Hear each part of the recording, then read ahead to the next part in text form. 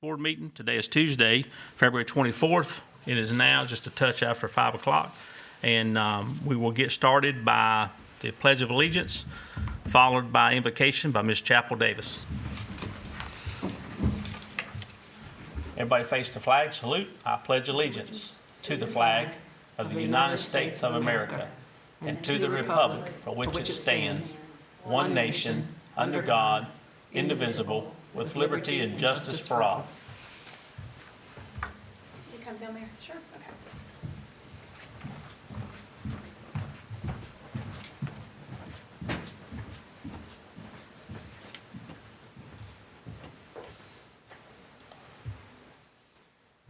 Thank you for asking me to fill in for the pastor that couldn't be here today. And if everybody will just bow your head and pray. Dear Heavenly Father, we come before you with our prayers of praise and thanksgiving. May we have the eyes to see your majesty and the ears to hear your truth. Have mercy on us, Lord, as we strive to do what you tell us to do in Matthew 25:40. Truly I tell you, whatever you did for one of the least of these brothers and sisters of mine, you did for me. Help us to see where there is need and give us the wisdom and resources to do your will. Place your hand upon those in our community who work tirelessly to make sure no one is forgotten and that those who are vulnerable are protected. You have blessed us with incredible people who don't think of their work as merely a job, but rather a calling and a ministry. Tonight, as we meet to discuss how our services can best be used, please guide our decision-making. Thank you for the opportunity to begin our meeting in prayer. We are blessed to be able to put you at the center of all we do. Lead us, guide us, and direct us. It's in Christ's name I pray. Amen. Amen.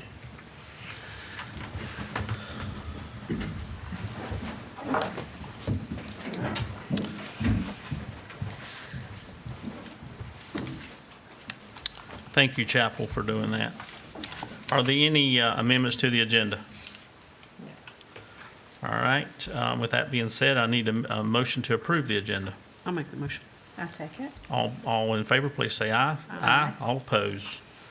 All right. Next on our agenda is the approval of the minutes. I need a motion to approve the minutes from the previous meeting. A motion to approve. Second. Have a motion and a second. All in favor, please say aye. Aye. All opposed. All right, we'll get into the meat and potatoes and what's going on this evening. I'll start with recognitions with our retirees, Betsy Sievert, Deborah Paisley, and Suzanne Hopkins. Unfortunately, neither one of those individuals were able to be with us tonight, so we'll just recognize their service. We appreciate everything that they've done for the county. They spent together, I'm not sure exactly how much time with the county, but it's been a lot. Deborah was our processing assistant, and if y'all want to say anything about Betsy. Oh, sorry. Do y'all want to mention just a few words about Betsy? And then we'll. Sorry, I think I surprised them. So Betsy was with the agency since 2010. She did long-term care. She was very passionate about her job, and we appreciate all of her service. Yeah, and unfortunately, she couldn't be here tonight. Suzanne Hopkins.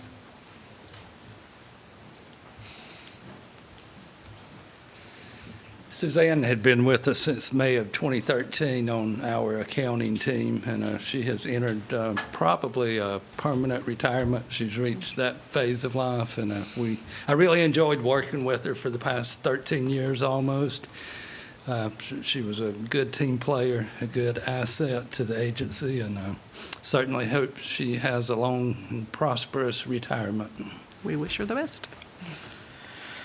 Deborah Paisley, I'll just say a few words about Deborah. She had been with the agency around 10 years. She worked in our child welfare area. She was a processing assistant. She worked a lot with permanency, but before that she had worked on the other side of child welfare and our protective services. So she ran the gamut and did really whatever we needed her to do. Always willing to step in and help, and we will miss her. So So we appreciate all of those who have retired has done for us, and wish them well.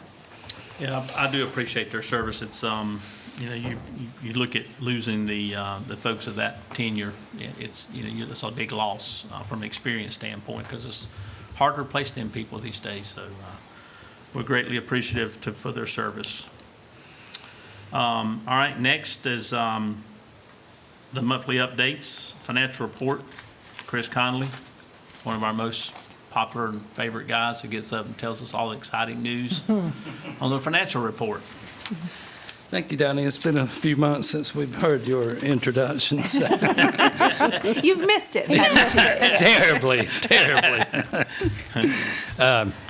So in looking at our January financial report, the expenses for the month came in just under 1.5 million, 1,497,000. Revenues were just over 721,000. Therefore, our county dollar expensed in the month was 776,000. One thing that causes a little higher county dollar for us every January is with EA season. We're really rolling in that during the month, so expenses jump up higher than most of our average months, and so then we'll see that revenue or those reimbursements trickle back in over the next couple of months, and so we should have a month where our county dollar is lower than a month like this. So year-to-date expenses and revenues compared to prior year, expenses are actually up 474,000. Revenues are down almost 269,000. So our county dollar is up almost 743,000. The big reason for that, and since our January meeting was canceled, we didn't get to discuss this last month. In December of '24, which was last fiscal year, we received $405,000 of Helene relief funding. That, of course, is not in this budget, but that was a revenue, an additional revenue in last year's budget. So if that were removed from the comparison, then our county dollar is only up 330-some thousand this point in the year, which is not a substantial amount, unfortunately. Yep. So we want to talk to you a little bit now about our budget request for next year, unless you have questions about the monthly update, and I'll be happy to try to answer them. Okay. You say budget, you're talking about this upcoming budget? Yes, the upcoming budget that we're working on our request currently, and we'll be presenting it to you next month for approval to be submitted to the county after your approval. We wanted to give you an introduction to it this month because to minimize any surprises, as unfortunately. That sounds a little scary. Yeah, right. That's what it Go is ahead and this lay it year. on us, Chris. It's scary. It's by far going to be the most substantial year-to-year increase we have probably ever had. Most of it due to factors that are unavoidable due to decreased revenues that are going to be available, and most of that due to federal changes. So, but also the county's contribution for employee health insurance and retirement goes up pretty significantly, and that adds about $315,000 of county dollar to our budget. Well, that's an unavoidable increase to us. The retirement increase is mandated by the retirement system, so the county can't not do that. Mm-hmm. Also, our request for next year will fully fund all of our positions. We budgeted 4 vacancies for this year, so there's an amount of county dollar in that, fully funding every position. Due to H.R. 1, I don't know if Kim's going to get more into this, but that's federal changes that decrease the food and nutrition admin revenues. Those positions have always been 50% reimbursed, and we're talking about nearly 20 positions, so a chunk of our staff. That reimbursement drops to 25%, but that doesn't take effect until October, the beginning of the federal budget year. So we have to account for that decrease for 9 months of next year. So for the year, we're budgeting a 31.25% reimbursement rather than 50 like prior years. That alone will add about $500,000 of county dollar to our county dollar required for next year. Other reductions in federal 4E funds available for admin expenses will add at least $230,000 of county dollar. To go along with that, we'll also receive less funding due to federal changes for 4E room and or foster care room and board payments previously reimbursed with 4E funding. That alone adds about $180,000 of county dollar. So, How you doing so far, Donnie? I'm doing all right. I knew about it. Okay. yeah. So these things, I don't know the amount, but it's well over $1 million, and we know that the unavoidable increase is somewhere around $1.5 million with everything added up. 1.5 million in county dollar. This is not just expenses. I mean, it's our county dollar. We're also going to be requesting salary increases for, if not all, a good chunk of our staff. That's something Kim's working more on, and we haven't determined what those increases are going to be yet. So again, we're looking at significant increases in our county dollar for next year, most of it unavoidable. Yeah. We'll And- do our best to make sure everybody understands that Yeah. as we work through the process. Yeah, and, I presented to the commissioners, I can't remember exactly what month it was, but October, we talked about the HR 1 increases. And I'll talk a little bit more about that once Chris finishes. And Yeah. So do you have any questions about any of that? Yeah, just for the people at home, these are all federal dollars. HR 1's the federal dollars. Yes. That trickle down to us. Yes. That's been either done away with or cut. So that will, for us to maintain the same level of service to the Correct. community, to the citizens, that has to fall on the local budget, our county budget. Correct, unless the state Unless the decides state to picks up kick some. in some dollars. Which they very may will. Yeah. They may pick some up. And so I will say, I'll just pitch in, this is something I was going to talk about. The state, our DSS Directors Association has written a letter to the General Assembly asking for several things in regards to the implementation of HR 1 and funding that 25% state administrative cost is one of the things that we are asking for. We have not heard whether that will be granted, but we are asking for that along with investment in staffing and more administrative capacity, where we're talking about state-funded county full-time employees, because these requirements, the federal requirements from HR 1, are going to increase our workload for staff.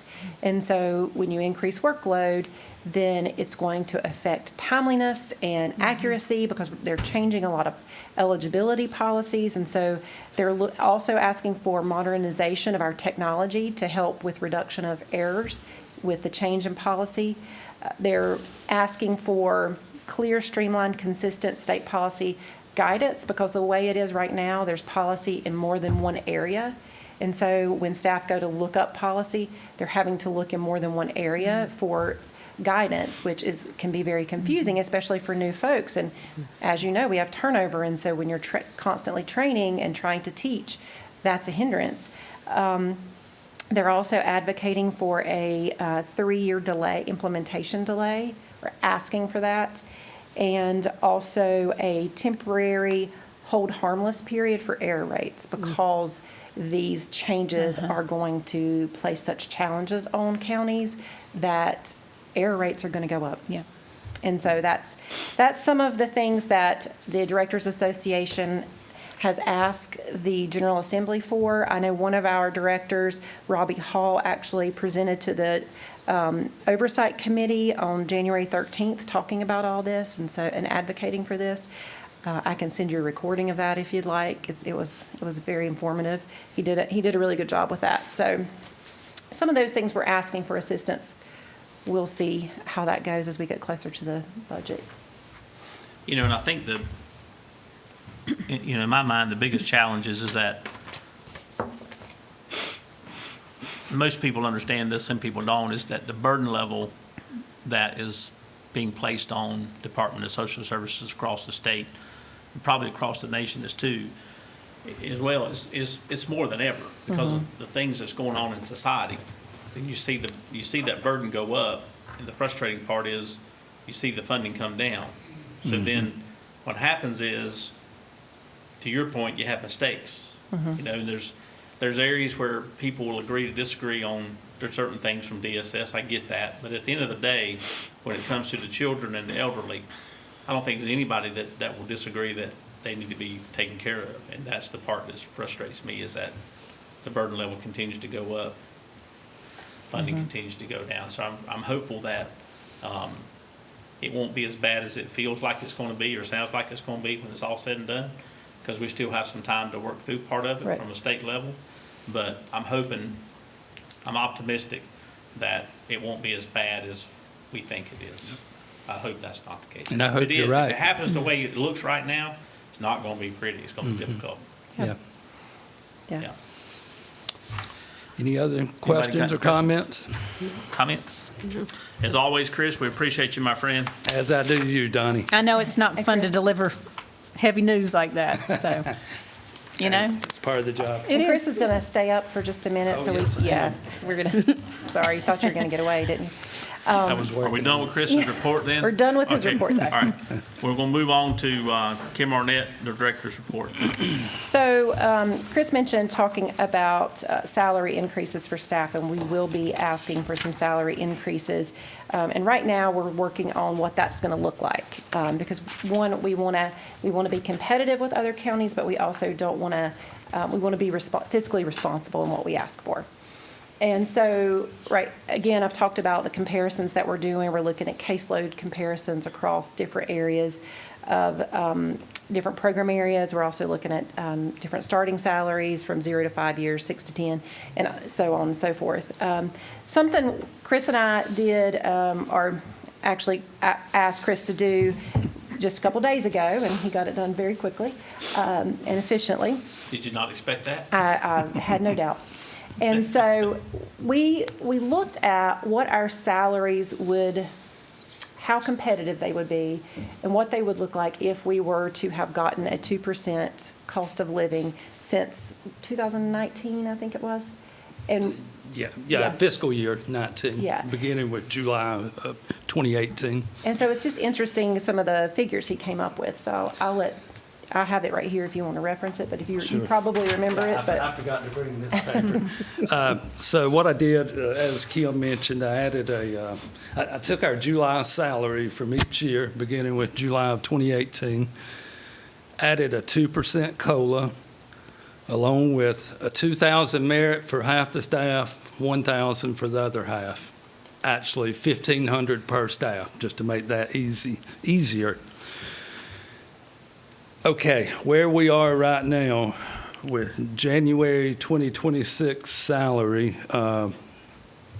we're at just over $4,400 per person, per staff, January 26. if we were to spread that evenly across staff, No, that's where we are Yeah. currently. average. Yes, average.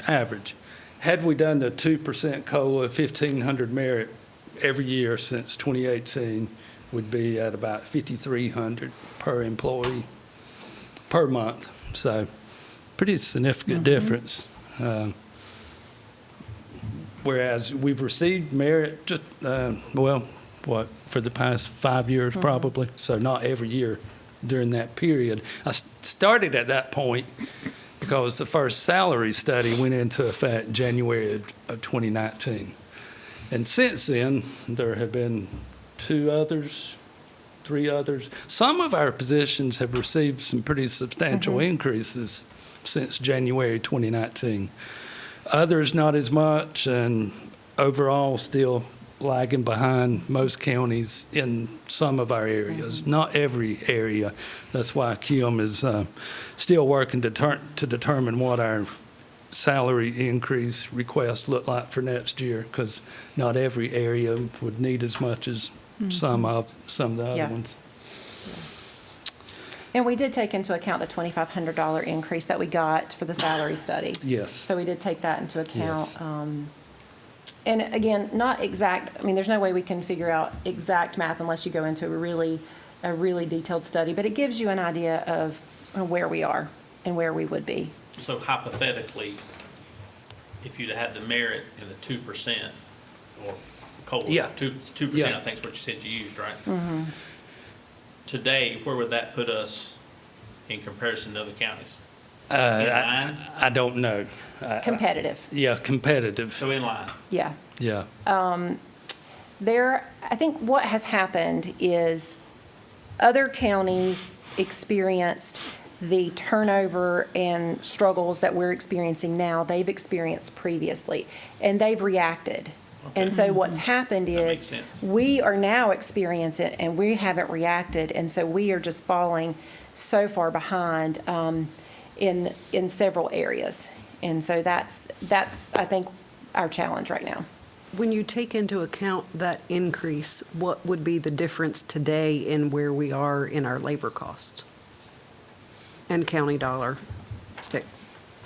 Now say that again. So if you were at that increase, like if we had done the 2% and we had done the merit raises, what would our current labor costs? You said how much, 5,300 per About staff? 5,300 per month per employee, salary alone. That doesn't include benefits. I didn't do a total Right. of what that would look like. Benefits, 25% of that 5,300, so there's another 13, almost 1,400 a month. So 6,700 a month times 183, 182 staff. That would be the difference. Right. 1.2, Okay, How much? 1.2 million. okay. I'm disappointed that you Monthly. couldn't get that to the penny. I know. I'm I surprised. bet about Pretty fast, 50% would be reimbursed. About I'd say. 14.7. Yeah. So That was- 1.2 monthly is what you're Right. looking at, I Yeah, think. So 6,700 times 182, okay. Yeah. All right. Yeah, that'd be So about right. about Where do 1.2. our, I know that, maybe 3 years ago, 4 years ago, we did a lot to our benefit package. Where do we Yes. stand from a benefit package today compared to other counties? I would say that we do have some enhanced benefits as compared to others, like the parental leave, school leave, the tuition reimbursement. Those things are, I think, superior to other counties. Our vacation, our PTO, I think, is a little higher than some counties. However, some counties are now offering sign-on bonuses and other incentives, I think, that we aren't. And while those sign-on bonuses, you have to agree to stay, and there's some other different criteria attached to them, that is one thing that for, our younger generation is appealing. Yeah. Well, I call them sticky products. They're sticky products. Yeah. We use them at work, and they are sticky. They will make you stay for a certain period of time. Yeah. And that's the hope anyway. And to be honest, our longevity right now is 2 to 3 years. And Yeah, I so, think- I mean, it's definitely risen, but I think the longevity in y'all's world has always been a little bit of a struggle because it's a tough job. It's hard, especially in that, the CPS side, because it's, you're dealing with some pretty tragic stuff, and the burnout's high. I mean, it weighs heavy on your mind every day when you go to work. And I mean, y'all have heard me say this before, and it's no secret, but there was a time where, first of all, I didn't even know what a social worker did. I barely had, knew what the word meant, but over the years, I've learned that, their appreciation, I mean, they're so unappreciated. People just don't realize it. And, while we try to talk about it and do more around the awareness of it, we're still not doing a good enough job to make people aware of what they actually do. When I look at what, I still go back to several years ago when I was riding with the sheriff's office at, 2 o'clock in the morning, we encounter a social worker who's going to do a home visit to see if a child is at the house by herself, and where I'm like, what are you doing? I mean, who does that, right?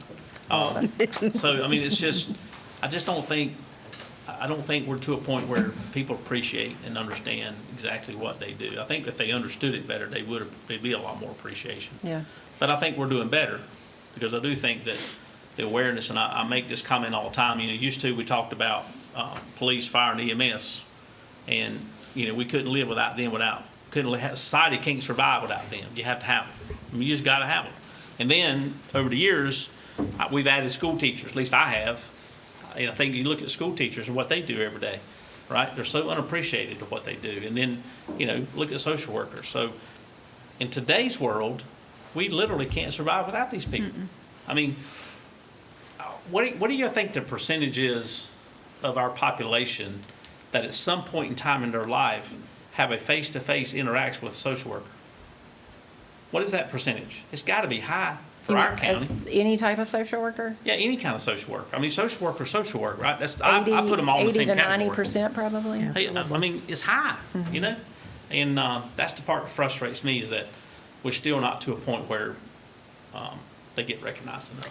Yeah, and I agree with that, and that's something that, trying to educate about what we do it's difficult because of the confidentiality around it, and it's one of those professions that you don't know until you're in it. Even people who we hire, they don't know until they really get in it.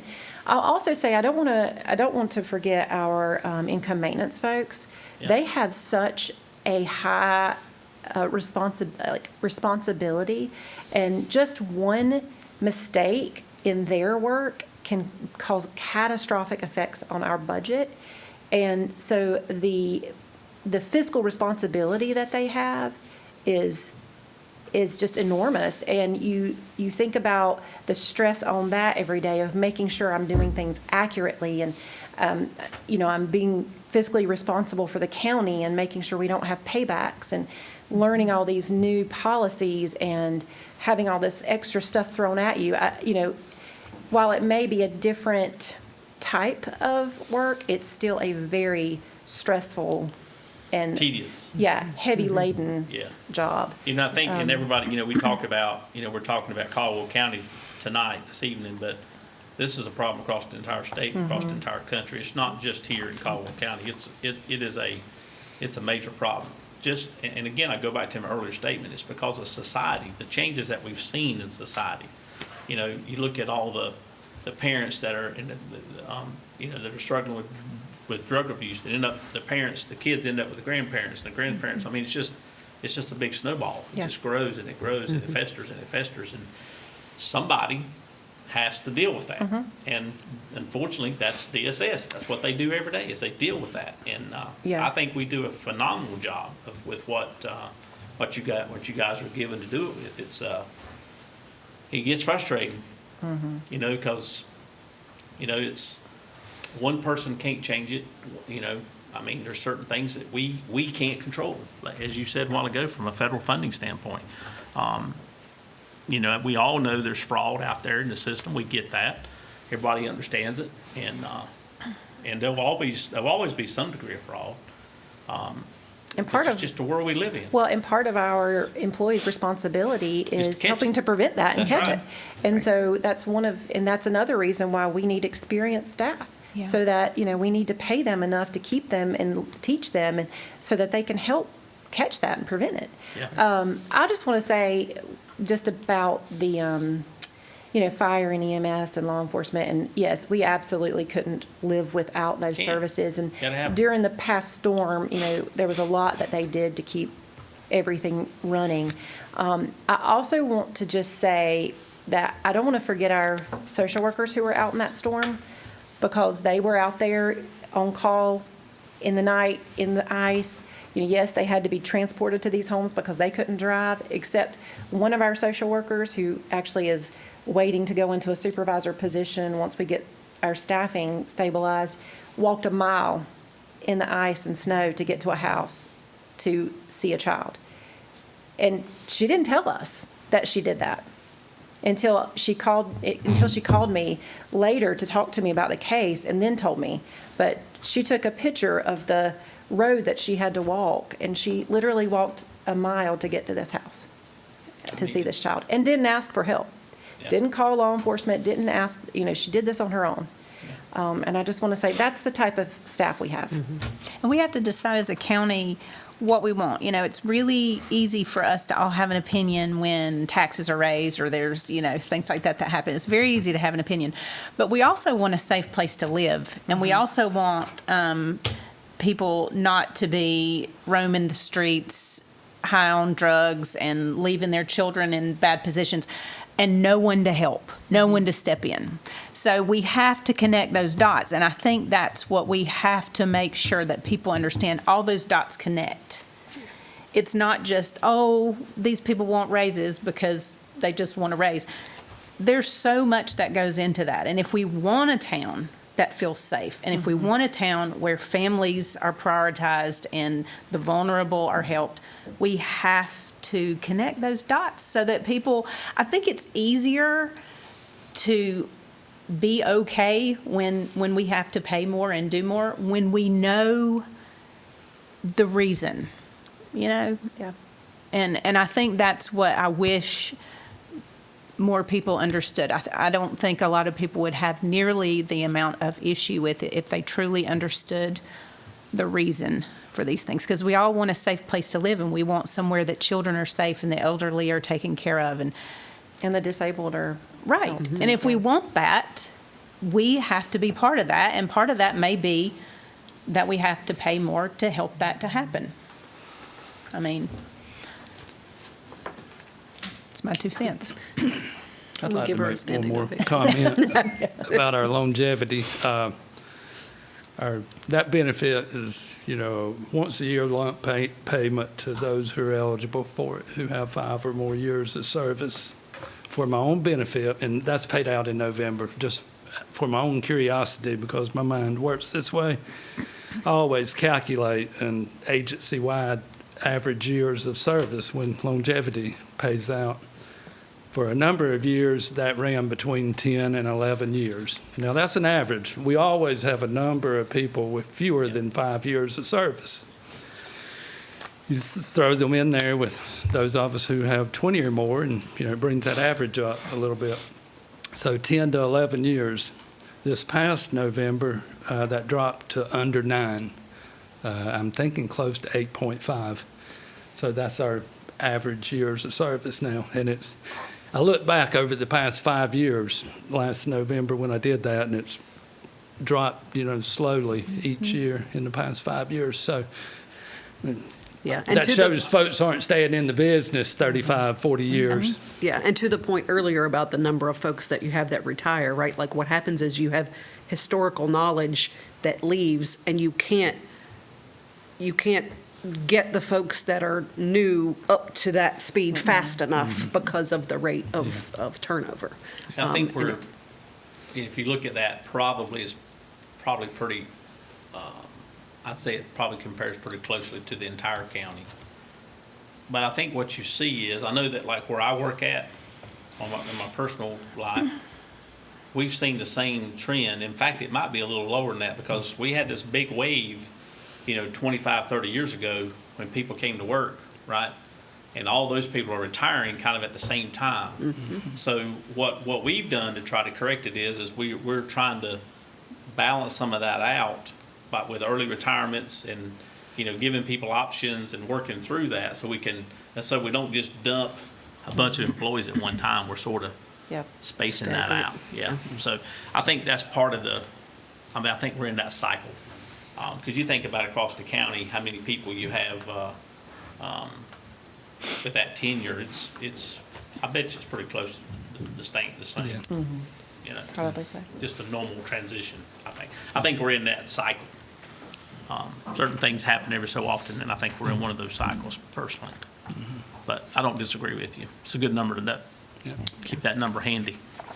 Anything further? All right. Anybody else? Chris.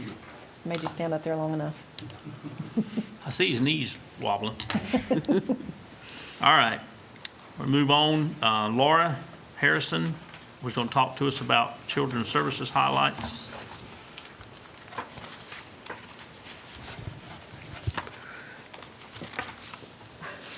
Maybe Maybe. you just She don't might think show about it. it. I'm not sure. Yes, she is. Okay. There we go. Okay. So, like somebody said earlier, I think Chris, we didn't get to meet last month because of weather. So I'm just going to go over January, December numbers are in front of you as well, but you're welcome to ask me, as always, any questions. So intake, about the same, a little lower than December. Again, that's to be expected. No, I'm sorry, I said that wrong, actually. We thought that we would have seen an increase, so it's good that we didn't. We did see an increase in number that came in. We did 26 assists. We had 30 cases open with in-home services, and that's our most vulnerable families, high-risk families that we're working with. There were 4 assists with in-home. We have finalized 1 adoption for January, and then we increased our foster homes. We have 26 regular foster homes and 6 relative placements. And so I would like to talk about Christmas cheer. I know it seems... But before you go there, can I Yeah. ask you a question? Absolutely. And shame on me for not asking this previously through the years. How many cases in child protective, children and family services, how many cases do we manage currently? Do we know? I did a point. I don't expect you to know it off the top of your head, but maybe we start adding that to this report. Like I'd like to know current just number. current number of active cases Okay. that we are currently working. In assessments and investigations? Because we have in-home there, so you would want, Yeah, I just don't Yes, have you the, yeah. Correct, Okay. yeah. I So we will- got, so in-home, you got 30 cases. Correct. So, and that's active, Yes. okay. So I will say, I did a point in time count when I was looking at caseload comparisons, which, was about a month ago, probably at this point in time. Probably about, yeah. And this number takes into account cases that have maybe been submitted to the supervisor for approval, but the supervisor is still reviewing the case because they have to go in and review it and approve it in the system, and that number was 328. That's the number I'm looking for. Yep. You know, I go back to my old law enforcement days, right? You have an open case, and open case means it's open. I mean, it's, closed is, we're done with it, right? Yes. There's 2 options, open and closed. So going forward, let's try to give us some information on how many cases we're having like open, because I'd like to see that trend, whether it's coming up, and maybe do it in a pie chart Okay. or some sort of, maybe not a pie chart, but a graph, so we can see whether it's going up, whether we can maybe do it over the last 10 years. Oh, You know, I'm saying whatever's easy, right? So we can go back and see that, 5 years ago we were here, now we're here, and, what does that trend look like? That'd be a good number to have. Yeah, we'll have to see. We'll have to talk about how we can Yeah, get that's fine. the past numbers, because Yeah. in the current system we have now, it is easy to pull that number. In the past systems, it's either been a paper count, or in CWIS, I don't know that it was as easy to pull as it is in PATH. It would, no, because and I don't know that there was not one in CWIS. You would have had it in data warehouse, and if 210 service code's not open, Yeah, there then there wouldn't have wouldn't- been yeah. anything that, sorry, I know that's, That's in the weeds, but we will That's look okay. at how we I'll can let do y'all that. have it, so. Yeah, we can look at how we can do that. I will say too that when you look at that 328 number, if we look at the number of staff that we have currently, we have pulled in from a lot of other places, but if we look at the number of assessors we have that would be working those, without that help, it would be 33 cases each. Yeah. And the What's the state- state 10. recommend, 18? 10. 10, yeah. That's the number I want to Yeah. target. And it's because of turnover. If we were fully staffed, I think it would look a lot different. For the workers, yes. Yes. Yeah, and unfortunately, have we ever been fully staffed? Okay. Yeah. I mean, we've been fully staffed in areas. So Okay. I won't say we've had 184 As a positions. department, Yeah. maybe not, But in but- areas, yes. Okay. And All we right. went, I think, about 2 years fully staffed in protective services, and Okay. we're going to knock on wood and hope we stay fully staffed in permanency right now. And so, I mean, sorry. Casey, I think she just put you on the spot, It's Casey. like saying the I'm sorry. calm Casey, word. why did she look at you? I didn't say it, Casey. Why she didn't knock on wood? I did. She did. She did. She knocked. She knocked. Yeah, but you Not still good can't enough. say it out Shouldn't have said it That's out like me loud. walking into Not loud the B. enough, Huckins I guess. going, Taboo. "It She messed calm it up. over You here said- today." You They were literally like, said that in public, yeah. Sorry. But I just think it's apologize. I just think we need to know, as a board, and I think the public needs to know, how many cases, obviously you can't tell the cases, but just the number of cases we're actively working on a regular basis. And showing that number going up is critical to me. Because I think we know it's going up. There's no Yes. doubt about it. You think about where you were 10 years ago versus where you are today, right? It's probably tripled from a caseload standpoint. There's been lots of policy changes too that's attributed to that as well. True. Yeah, creating more cases. Yeah. Yeah. What did we do between December and January to increase foster care homes by 6? I'm so sorry, I believe that was my typo. Oh, okay. I'm so sorry, Laura. I was like, whatever we did, we need to keep doing it. I was thinking that. Did we increase, was there any increase? Stames? We'll Okay. talk about that later. I'm So sorry. No, that's okay. I was just really excited. I was like, It yes. did look Same. pretty I good. should have asked Whatever when I got the happened? text. I was like, oh, okay, wow. Well, I saw Found Casey's six face when more you said it, and I families. thought, we'll talk about that. But see, you say you can't speak things out loud, but see, now you've put that out there. Yeah. Yep. So there will be 6 more That's right. families. That's a That's challenge. That's a good thing to put out there. Maybe there will be 6 more families. That was a challenge, Casey. Well, not necessarily, it's just, it's putting the good Yeah. things out there. Yeah. Absolutely. So- All right, so move on with your. Okay, so for Christmas cheer, historically, we announce our sponsors, so I want to make sure that we recognize those sponsors. And just to remind you, those are donations that the community provides to us for children that are not necessarily in foster care. These are other families that we're working with in the community. And so this year, we were able to serve 138 children. And the year before that, we served 86. So we were able to serve a lot more. That's great. And that is attributed to our sponsors because we could not do it without them. And so the following are who we had. So we had Union Grove Baptist Church, Bernhardt, Bemis, Mackey Funeral Home, Life Point Church, Philadelphia Lutheran Church, Ashland Talent, the Waterfront Club, Caldwell County WIC Office, Center Grove Baptist Church, Granite Falls United Methodist Church, Methodist Men, Lord, MDI, Beth Walker, Kyle Klontz, Ervil Anderson, Indian Grove Baptist Church, and Concord Baptist Church, the Encouragers. So again, we greatly appreciate all those donations. And we also had our foster care Christmas party. I hate that you guys weren't able to come, and I think Donnie was sick, unfortunately, but Had the flu. it was a lot of fun as always. We love going there. Miss Casey was Some things don't need to be shared. was able what to was assist she? in other ways. Let's just say Mrs. Claus made an appearance, Oh, I missed that. and Santa. I And expect- Santa was I there? expect a repeat this year. And then I just want to talk quickly, we've kind of talked before about the Healthy Blue Care, I can't remember Together, and it's been a challenge, and it continues to be a challenge. There's been some delays in money to providers from them. There's been issues with us finding placement because of them. There are providers that are not contracted with them and do not want to be contracted with them. And so that's been a huge hurdle for us. We remain in crisis for placement. That happened before this went into effect, and we continue to be probably even more so now than we were. We've had children at our office the past 3 weeks, different nights, some during the day only, different numbers of children, and so it's been hard on our staff to stay overnight. It's been hard on the kids to be there as well.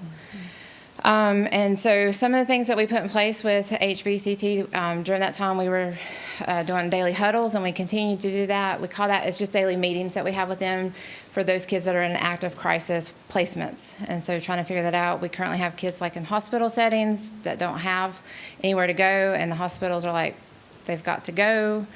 So we continue to look for those placements that just don't exist. And then we're also having monthly admin meetings with them, with that team, and that's between Kim, myself, and Casey, just to talk about what's happened over the last month, what can we do different, better. Those seem to have been productive, I would say, and I think that daily huddles was beneficial during that time. But again, it's been a problem. Yeah, and we've had to push them to do Yeah. these things, and I think once we've pushed them to do it, they've been responsive. We've asked for some certain changes to be made in the way our care managers Yeah. are assigned, and that's been helpful. I think It's just a very new program that they're trying to work through all of the ins and outs of. Our local HBCT team has been great. They are very responsive. Some of them are not familiar with the program, so they've had to learn it. It's just the systematic issues are the primary problem, the contracts that they do not have, the contracts that have still not been worked through, that we had hoped would all be ready to go on 12/1 because they were preparing for a year, and we're still running into a lot of issues where providers have not reached contract negotiations. So that's just been, I can't even say, such an extreme challenge. challenge. Yes, thank you. And our staff has really been covering, and the local HBCT team has been great for trying to assist us, but there's only so much they can do. Yeah. But our workers are very, very tired. They're very tired, and they've had a lot of challenges with it. I'll also say there's also not a contract with UNC Healthcare, and that's, as most of you know, what we have in our county. So for our children who are not already, have agreed to continue to see established patients, but if they're not established, we can't have a child that may have entered foster care go to Mulberry Pediatrics or Falls Pediatrics or local because they don't accept the insurance. Is that coming from Chapel Hill? Is that the holdup? It's the negotiations between the Healthy Blue higher, and yeah, Healthy Blue and UNC and Chapel, yeah. Blue That's Cross what I Blue thought. Shield, yeah. Yeah, I mean, UNC yeah, Healthcare. okay. Not a local issue. No, not a No, local issue. no. That's all I got. Hate to end on a, That was kind of a bummer. just Yeah. facts. I mean, it's facts, Yeah. yeah. No, I appreciate you, hon. You're awesome. All right. Next is the Miss Beverly Rupert. She's going to talk to us about adult services highlights. Miss Beverly, the floor is yours. The mic is yours. Do we have our number? They're up. There we Mine's go. always the smallest. We're pretty much on target as usual with our reports and our screenings. The special assistants in-home, that's one we've been talking about, that we thought it was going to increase really fast. It's been more slow and steady, but we did have 5 over the past 3 months, and we actually have 5 waiting to be evaluated now. So that is going up. That's the one that went up so exponentially about within the past year. Yes, we had like 22. So we've doubled Yeah. in that number, and it seems to continue to increase. All the other services are pretty much steady. VPA, we started out with 8, now we're down to 4, but that's as kids age out of foster care. They will come on, and then some will choose to come off, so that's going to always fluctuate a little bit. Everything else is pretty steady. For your guardianship cases, did those folks move out of county, become their own guardian, or did something else What we happen? do, our guardianship cases, we have had several deaths, but we also, have we talked about our blitz that we do? We have, it's been a while. But we do, every month, we come together and we meet with, we have like a representative from VIA, Economic Services, Kim, our attorney, and our guardianship social workers are in there. And we take so many guardianship cases and we review them each month. Because the state, we're supposed to be least restrictive. So we look at, can it be modified to a different type of guardianship, limited? Can we restore their competency? Are they at that point? Or is there someone we can transfer the guardianship to? So over the past 18 to 2 years, we've actually had 12 that we've been able to either restore, modify, or transfer. Gotcha. So that's kind of, but Yeah. the numbers don't fluctuate a whole lot with guardianship. But we have had, I think, 2 deaths this month. Right. So that wouldn't reflect the ones in January. I'll say too, we presented that model at the statewide committee call this past month, our reassessment of guardianship cases. There were some people who were very interested, some counties who were really interested in that process, and so they asked us to present it at the statewide committee call for adult services. So we did that this past month. And we should be looking at those. Every county should be, because, you do the guardianship at a certain place and time, things can change. You could get family involvement all of a sudden, and they would like to be their guardian. Or, we've had competencies restored. So, it should be looked at a lot more. So, any questions about that? Nope. Okay. Our MDT team has been working with the health department with the grant. We identified dementia education as a need for our county employees. So we have established our training. It's called Building Bridges, Dementia Education for County Professionals. We will be sending out a flyer to all county offices, and they'll have a QR code they can register. The training, we're going to offer 4 sessions, and it's a 4-hour training. We'll provide breakfast or lunch, whichever training you attend. And it will be, they'll have 4 breakouts. Crisis de-escalation, we'll actually have scenarios, we'll have a virtual dementia tours, and then we will wrap up with like a self-care. Crisis responders do have priority, that being social workers, EMS, law enforcement, fire. And then we have 36 spots for each session. So we hope we can get all those filled, but we do really, because we feel like when we had our MDT meeting and all of our professionals in there, we determined that dementia is something, especially when someone's in crisis. When EMS goes to scene, they may not know what to do, or law enforcement, and even when the social workers go. So we have a really good team. Hospice is going to be doing some of the trainings. VIA is going to be doing some of the training. So we're really excited about that. So once we get the flyer completed, we'll be sending that out to county staff. We are going to include Lenore PD, Hudson, and Granite, just because we feel like they're not county employees, but they are beneficial to our county, and if they can benefit from the training and want to join, we feel like they should have that opportunity. And then our other thing you'll be hearing about every month until it happens is Celebration of Life. And the month after it happens. Yes, and the month after it happens. It will be May 15th. We actually have a venue change. It's going to be at Hudson First Baptist Church this year.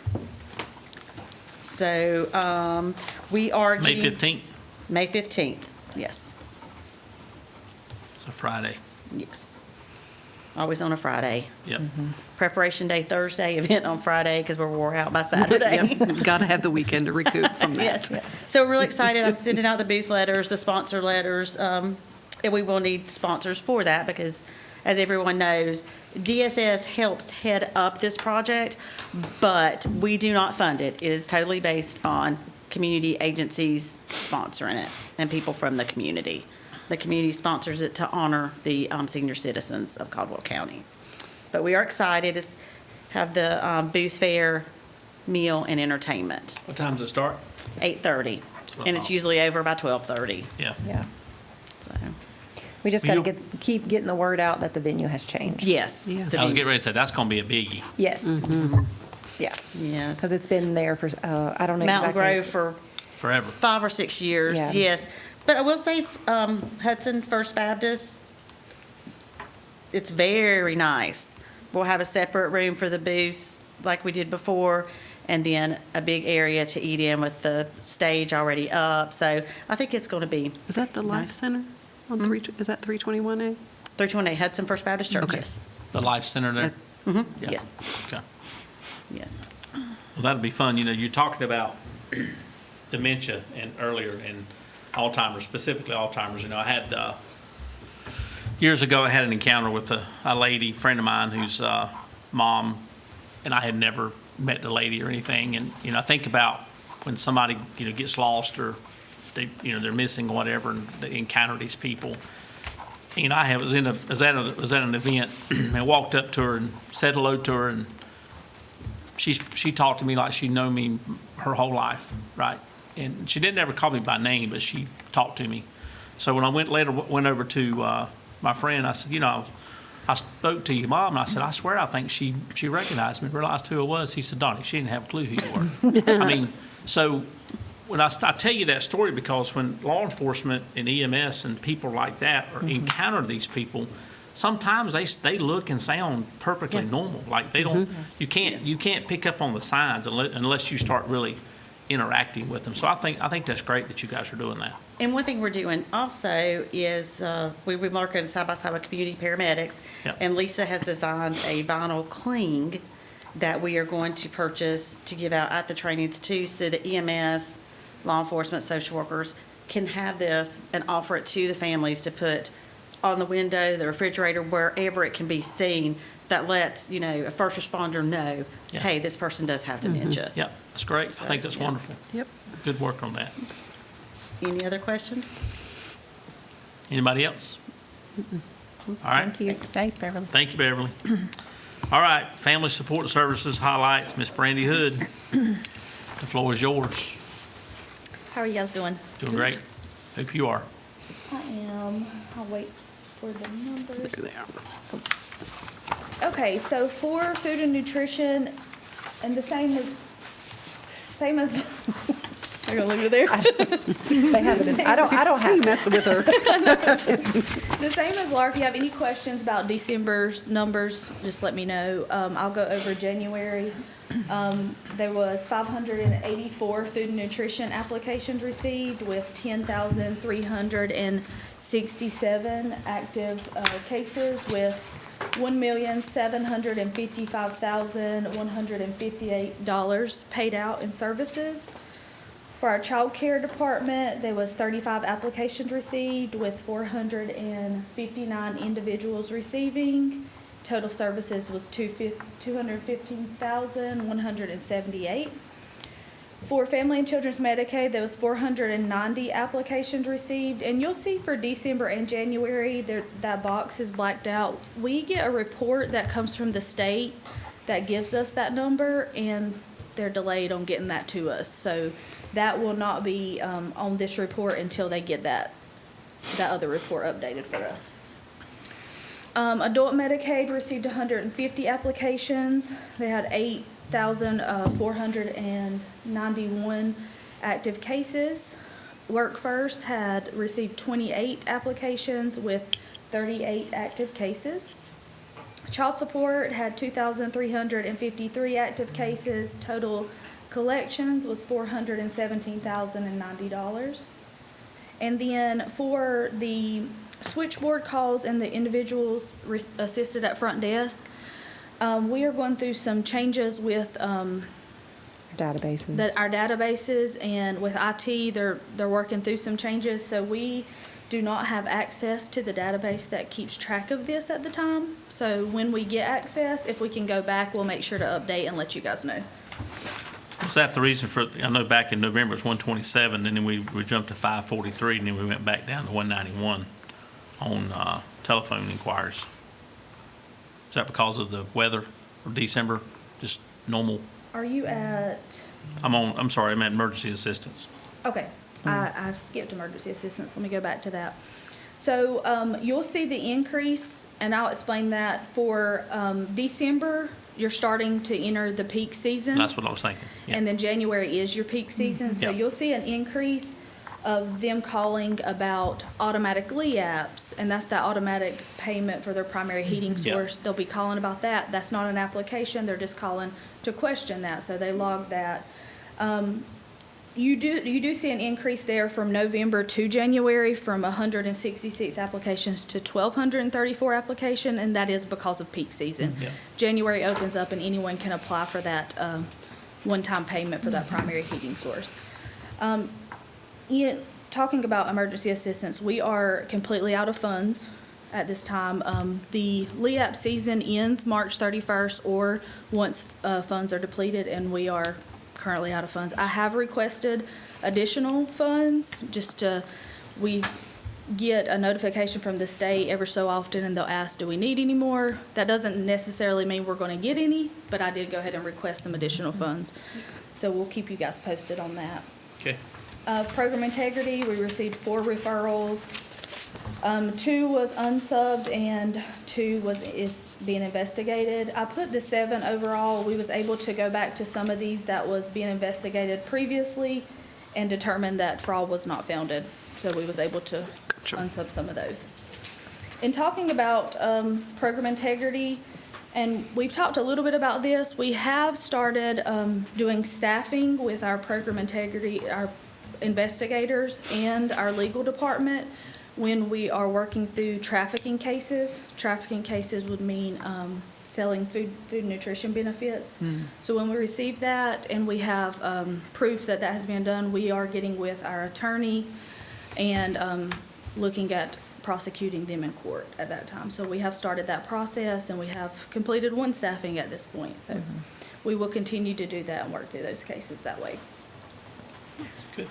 We did recently just finish our work first monitoring. Everything was good there, so we are finished for two years, so we don't have to go through.